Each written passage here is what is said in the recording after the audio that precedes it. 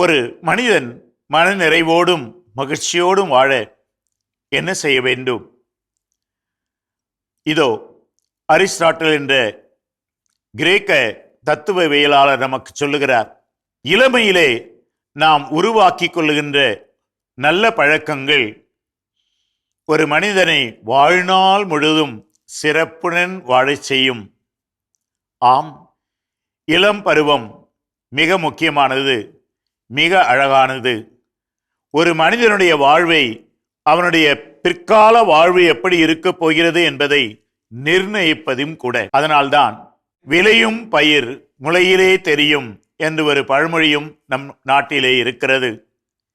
ஒரு மனிதன் தன் இளமையிலே நல்ல பழக்க வழக்கங்களை உருவாக்கி கொண்டால் அவன் வளர்ந்து தன் வாழ்நாள் இறுதி வரை அந்த நல்ல பழக்கங்களிலே வாழ்ந்து அவன் மன நிம்மதியை பெறுவான், அடுத்தவர்களுக்கும் அந்த மன நிம்மதியை தருவான். ஆனால் இன்று நடப்பது என்ன? நாம் இந்த நல்ல பழக்க வழக்கங்களை நமது பிள்ளைகள் இளமையிலே கற்றுக்கொள்ள அவர்கள் தவறுகிறார்கள் என்று சொல்வதை விட அந்த பழக்கங்களை கற்றுக் கொடுக்க பெரியவர்களாகிய நாம் தவறிவிடுகிறோம் என்றுதான் சொல்ல வேண்டி இருக்கிறது.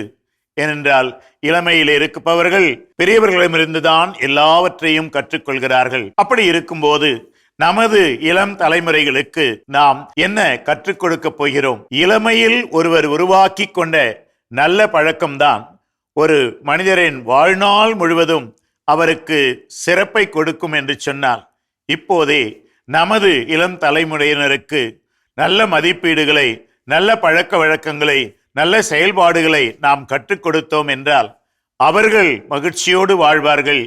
அந்த மகிழ்ச்சி மற்றவர்களுக்கும் பரவும். இதை மனதிலே நினைத்து நாம் செயல்படுவோமா?